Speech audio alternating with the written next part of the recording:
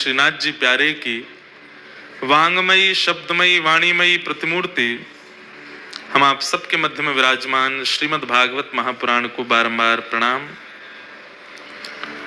संत जनों की परम आज्ञा से, इच्छा से हम आप सब लोग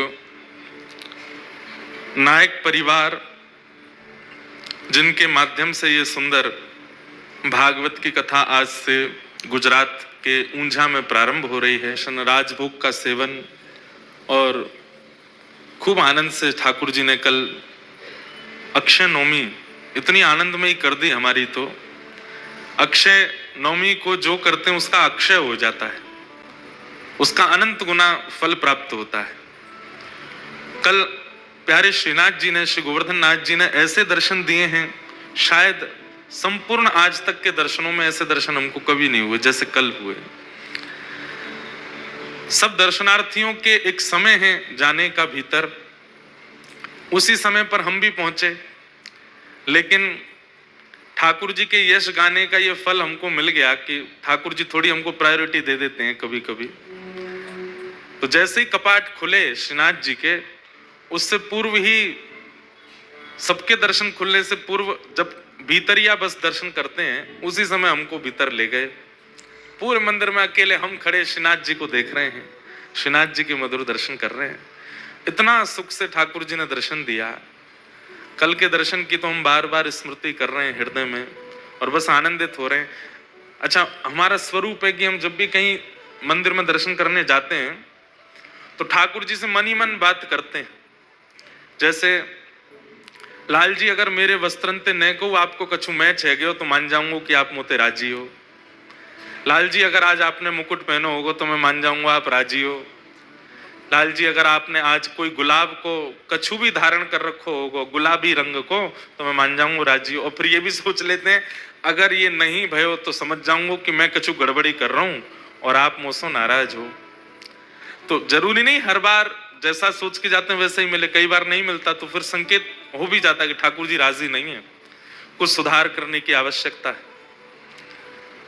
तो कल एक पटका पहना था, उसमें काली धारी थी और बीच बीच में थोड़ा मट्टी रंग का, मट्टी रंग और काला रंग, ये दो रंग थे। मतलब मट्टी रंग कैसा होता है, गोल्डन कलर का, और उस पर काली धारी, ऐसा पटका था। तो मैंने विचार किया, मैंने कि हे श्रीनाथ जी, अगर आप मुझसे राजी हो तो आज कछु विशेष दर्शन दो। और मैंने पटका की ओर भी देखो। अच्छा, डर भी लगे कि नहीं मैच भय, तो सोचने में डर भी लगता है। कई बार ऐसा भी होता है कि सोच लेते हैं मन में कि आज ठाकुर जी ऐसा श्रृंगार भयो, ऐसी माला भई, या ऐसा कुछ भयो तो मैं मान लूंगा, राजी हूं। फिर जैसे जैसे मंदिर आवे तो मैं नहीं, वो सब नहीं हो तो भी चलेगा, कोई दिक्कत नहीं, आप नाराज हो ये नहीं पता चलना चाहिए हमको। पर कल विचार कियो कि आज अक्षय नवमी, नाथ कछु तो करो, कछु तो एक अनुभव कराओ कि कोई भाव सो आप हो। और एक बात और कहें कि लाल जी कहीं अभिमान नहीं आ जाए, क्योंकि कई बार ऐसा भी हुआ कि हमने ठाकुर जी से कोई बात कही और ठाकुर जी ने वो स्वीकार कर ली, तो मान आने का भी भय रहता है ना कि हमें मान आ गया। आप सबको इसलिए बता रहे ताकि और विश्वास दृढ़ हो।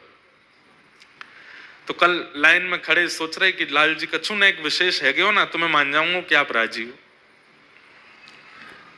सेवा करते हैं, कथा सुनाते हैं, अध्ययन करते हैं, इतना भागदौड़ करते हैं, इतनी मेहनत परिश्रम तो कुछ कर नहीं रहे वैसे, पर फिर भी करते हैं, तो कहीं से तो पता चले कि ठाकुर जी राजी हैं कि नहीं। हम कथा सुनाते हैं, आप लोगों को कुछ भाव समझ आवे, आपके जीवन में परिवर्तन आवे, इसलिए भी, अपने लिए भी, कि हमको भी तो, हम भी भक्ति पथ पे चल रहे हैं ना, तो हमें भी कुछ ना कुछ लाल जी का अनुग्रह प्राप्त होता रहे। तो जैसे ही मंदिर के भीतर पहुंचे, साथ में सब लोग, हमारे भाई लोग सब साथ में थे, पर एक पंडित जी भीतर से आए, बोले आपको भीतर बुला रहे हैं। भीतर गए तो उत्थापन के दर्शन खुले हैं, सब राग रागनियां गा रहे हैं, पद गा रहे हैं, ठाकुर जी गैया चरा करके लौटे हैं। और उसी समय बोले आप यहाँ खड़े हो जाओ। पूरे मंदिर में कोई नहीं, एकांत, ठाकुर जी, श्री जी बाबा सामने खड़े। द्वार खुल रहे थे सबके, पर 5 मिनट पहले भीतर आ गए। एक विशेषता। फिर दूसरा, कल ठाकुर जी ने जरी को श्रृंगार धारण कियो और वहां में गोल्डन पोशाक और वहां में नेक नेक कारी कारी धारी और ऐसी सुंदर बाग, आहा, देख करके आनंदित है गए। और कल के श्रृंगार में अक्षय नवमी को और गोपाष्टमी को एक विशेष ऊपर एक गोकर्ण जैसी आवे तो वो भी कल धारण है ठाकुर जी के। हाँ, इतना आनंद चित्त में आ गयो मैंने कि आज की हमारी अक्षय नवमी अक्षय है गई, आनंद है गयो। अक्षय मतलब जाको क्षय ना है सके। आप अन्य दिनों में पुण्य करते हैं, अन्य दिनों में भजन करते हैं, अन्य दिनों में आप साधन करते हैं तो आनंद है गयो। अक्षय मतलब जाको क्षय ना है सके। तो मैंने कि आज की हमारी अक्षय नवमी अक्षय है गई, आनंद है गयो। अक्षय मतलब जाको क्षय ना है सके। आप अन्य दिनों में पुण्य करते हैं, अन्य दिनों में भजन करते हैं, अन्य दिनों में आप साधन करते हैं तो आप अगर किसी दिन पाप कर्म कर बैठेंगे तो उस दिन का किया गया पुण्य उस पाप से नष्ट हो जाएगा। लेकिन अक्षय नवमी को किया गया जो भी पुण्य कर्म है, जो भी सत्कर्म है, उसका कोई भी प्रकार का पाप क्षय नहीं कर सकता, इसलिए उसको अक्षय कहते हैं। आज आपने नाम जप किया तो आज कुछ पुण्य प्राप्त हुआ, कल आपने छोटी सी कोई भूल कर दी, कोई पाप कर दिया तो आज का नाम नष्ट हो जाएगा। आज के द्वारा आज का किया गया जो भी प्रभाव था नाम का वो शून्य हो जाएगा। लेकिन अक्षय तृतीया, अक्षय नवमी, गोपाष्टमी और कल, वैसे तो आज भी मान रहे हैं, आज भी प्रारंभ हो गई है एकादशी, देव उत्थान एकादशी, पर हम लोग कल मानेंगे। उसके पीछे कोई कारण नहीं है, कई जगह आज है, पर हम आज सफर में थे ना तो विधिवत रूप से हम अभी तो आए हैं 10-15 मिनट पहले, तो कोई ऐसा कुछ कर नहीं पाए विशेष, हमने फिर कल की मानी क्योंकि कई मंदिरों में कल भी है। तो कल देवोत्थान एकादशी, गोवर्धन पूजा, दीपमालिका, दीपोत्सव, ये विशेष दिनों पर किया गया पुण्य एक प्रकार से वो अक्षय हो जाता है। और उसमें भी अक्षय नवमी और अक्षय तृतीया हो तो उस दिन का किया गया पुण्य तो ना जाने कितना अक्षय होगा, उसको किसी भी प्रकार का हमारे द्वारा किया गया पाप नष्ट नहीं कर सकता। तो कल के जो दर्शन श्री जी बाबा के हुए, श्रीनाथ जी के, हमारे गोवर्धन नाथ जी के हुए, अद्भुत अक्षय हो गए, सबसे श्रेष्ठ हो गए। वैसे तो प्रत्येक दर्शन श्रेष्ठ है, परंतु ये अति आनंद हुआ कल हमको, इसलिए हम आज आपसे वो साझा कर रहे हैं। और आज कथा के प्रारंभ में शायद पहली बार ही गाया होगा हमने, ओ महारा घट मां विराजता श्रीनाथ जी, यमुना जी, महाप्रभु जी। अब आप सब गुजरात के हैं, किसी एक से हम शिक्षा ले लेंगे कि और कैसे गवेंगे शब्द आगे के, तो फिर गाएंगे, एक दिन और विस्तार से गाएंगे।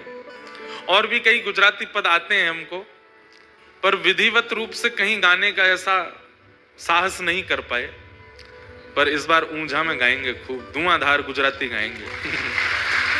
तो अब धीरे धीरे हम सोच रहे हैं कि अब कथा करते करते हमको 10 वर्ष हो गए, अब थोड़ा थोड़ा भाषाओं का ज्ञान भी लें, थोड़ी थोड़ी गुजराती सीखें, थोड़ी मराठी सीखें, थोड़ी, वैसे हम ही कहते हैं कथा में कि एक ही रहो, अनेक होने की क्या आवश्यकता है। जड़ हो, कैसी भी वस्तु हो, लिविंग थिंग हो, नॉन लिविंग थिंग हो, सब में ठाकुर जी हैं। भले ही सबके सामने प्रणाम मत करो, पर मानसिक प्रणाम तो कर ही लिया करो, इनमें भी ठाकुर जी।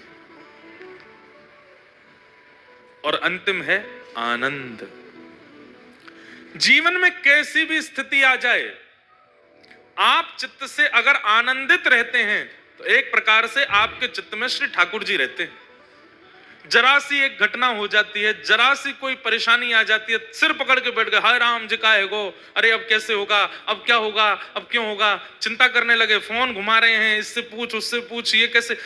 जरा सी बात पर इतनी विचलनता जिनको होती है, वो एक प्रकार से बुद्ध पुरुषों के सामने ये प्रमाणित कर रहे हैं कि उनके चित्त में ठाकुर जी नहीं है। ठाकुर जी होंगे तो कैसे होंगे। कोई घटना घटी, आपको फोन आया कि भैया आपके घर में या आपके परिवार में या आपके व्यापार में ऐसा ऐसा कुछ हो गया, सुन करके अच्छा कोई बात, अभी हमको 1 घंटा फोन मत करना, हाँ संभालो, थोड़ी देर बैठे हैं, श्री कृष्ण गोविंद हरे मुरारे, हे नाथ नारायण वासुदेव, हे ठाकुर जी, हे श्री जी। निश्चित ही आप कोई मंगल विधान सोच के बैठे हैं और उसी मंगल विधान को पूर्ण करने के लिए आपने ये कुछ लीला रची होगी, सब मंगल में होगा, मुझे कोई चिंता नहीं है, बस चाहे जो हो जाए, आप हमसे दूर मत जाना, आप हमसे दूर मत होना। व्यापार में कोई खपत हो जाए, परिवार में कोई रूठ जाए, कुछ हो जाए, श्री जी ठाकुर जी से प्रार्थना करना, हे श्री जी ठाकुर जी, आप सब मंगल सोचते हैं, जो विचार है आप सब कीजिए, पर बस आप दूर मत होना।